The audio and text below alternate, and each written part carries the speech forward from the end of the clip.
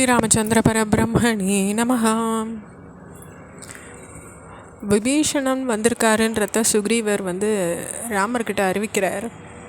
அப்போது ராமர் இறுதியாக சொல்கிறார், சுக்ரீவா ஒன்று சொல்கிறேன், இனி நான் என்னுடைய பாதுகாப்பை கோரி என்னை ஒரே ஒரு முறை ஒருத்தன் நாடி வந்தால் கூட சரி, அவன் எல்லா ஜீவராசிக்கிட்டேருந்தும் அவனை நான் காப்பாற்றுவேன், இது என் விரதம். அதனால் வந்திருக்கிறவன் பீஷ்ணனாக இருந்தால் கூட சரி, ராவணனாகவே இருந்தாலும் சரி, அவனை என்கிட்ட அழிச்சுட்டு வா, அவனுக்கு நான் அபயம் அழிச்சுட்டேன்னு ராமர் சொல்கிறார். இப்போ ராமர் இப்படி சொன்னோன்னே சுக்ரீவன் எது சரி எது தவறுன்றத தீர்மானமாக அறிஞ்சவரே அப்படின்னு ராமர் அழைக்கிறார். இது ஒரு பெரிய வித்தை. ஏன்னா பல நேரங்களில் மனுஷாளுக்கு நம்ம செய்கிறதுல தவறு கலந்துருக்கா இல்லையா அப்படின்றத தீர்மானிக்க முடியாது, சரி அப்படின்றதோடையே இருந்துருவோம். ஆனால் ராமர் தீர்மானமாக அறிஞ்சின்றவர், தான் செய்யறது சரியா தவறா அப்படின்றத. தர்மத்தின் பாதையிலேருந்து நழுவாத நீங்கள் உங்கள் தகுதிக்கேற்ப தான் பேசினீங்கன்றார் சுக்ரீவர். ஹனுமானும் ஆராய்ஞ்சு தான் கருத்தை சொல்லியிருக்கான்.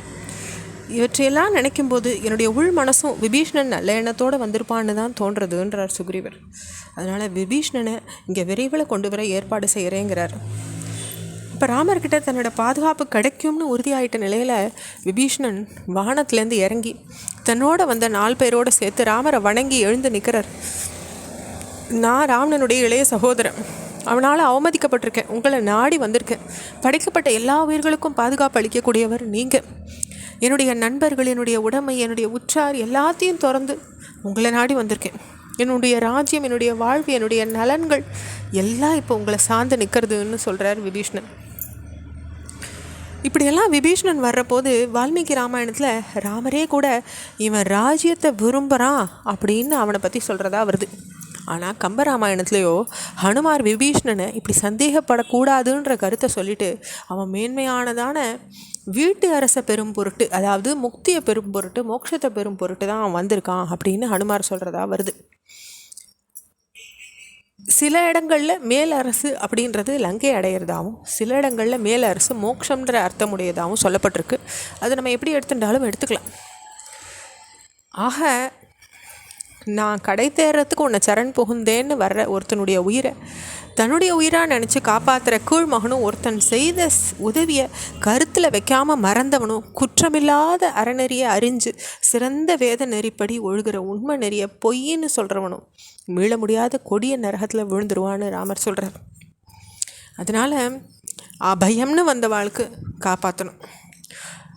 7 உலகங்களும் அப்படின்ற பெயரும் எத்தனை காலம் இருக்குமோ அத்தனை காலம் வர லங்கையை உனக்கு தந்தேன்னு சொல்கிறார் ராமர் விபீஷ்ணன் கிட்ட. முன்ன குஹனோடு சேர்ந்து நாங்கள் 5 பேர் ஆனோம். அதுக்கு பிறகு மேருமலையை சுற்றி வர்ற சூரியனின் மகனான சுக்ரீவனோடு சேர்ந்து 6 பேர் ஆனோம். எங்ககிட்ட பற்றிண்டு உள்ளத்தை முழுசாக அன்புடையவளான உன்னோடன் சேர்த்து இப்போ 7 சகோதரர்கள் ஆயிட்டோம். புகுவதுக்கரியான வன வாழ்க்கையை எனக்கு தந்த உன்னுடைய தந்தையான தசரத மன்னன் இப்போ நிறைய புதல்வர்களை பெற்றவன் ஆயிட்டார்னு விபீஷ்ணன் சொல்கிறார். அப்போது விபீஷ்ணன்கிட்ட இப்படி ராமர் சொல்லும்பொழுது சொல்கிறார், கம்பராமாயணத்தை பொறுத்தவரை இந்த வார்த்தை, குஹனோடும் 5வரானோம் முன்பு பின் குன்று சூழ்வான் மகனோடும் 6வரானோம் எம்முழை அன்பின் வந்த அகன் அமர் காதல் ஐய நின்னோடும் 7வரானோம் புகழருங் காணம் தந்து புதல்வரால் பொழிந்தான் தந்தை அப்படின்னுட்டு விபீஷ்ணனை பார்த்து ராமர் சொல்கிறதா வருது. இந்த மாதிரி ஒரு சகோதரத்துவம் சொல்லப்படுறதா வால்மீகி ராமாயணத்தில் இல்லை. தன்னுடைய கண்களாலே விபீஷ்ணனை குடிச்சிடுறவர் போல் அவனை பார்த்துட்டே இருந்து ராமர் அரக்கர்களின் பலன், அவளுடைய பலவீனம், இவற்றை பற்றி உண்மையாக இங்கே எடுத்துரைச்சு சொல்லு அப்படின்னு கேட்குறார். அப்போ விபீஷ்ணன் பணிவோடு அவருக்கு பதில் சொல்ல தொடங்குறார். பிரம்மன் அளித்த வரம் காரணமாக கந்தர்வர்கள், நாகர்கள், பறவைகள் உட்பட படைக்கப்பட்ட எல்லா ஜீவராசியும் ராவணனை கொல்றதுன்றது முடியாது.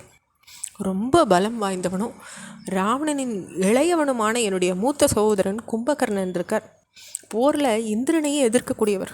கைலாய மலையில் குபேரனின் படைத்தலைவனான மணிபத்ரனை வீழ்த்திய பிரகஸ்தன் ராவணனின் படைத்தளபதியாக இருக்கார். நீங்களும் கூட அவரை பற்றி கேள்விப்பட்டிருக்கலாம். ராவணனின் மூத்த மகனான இந்திரஜித் பல ஆயுதங்களை வல்லமையோடு எய்யக்கூடியவன். தொடர்ச்சியை அடுத்த பகுதியில் பார்க்கலாம். ஸ்ரீராமச்சந்திர பரபிரம்மணே நமஹ.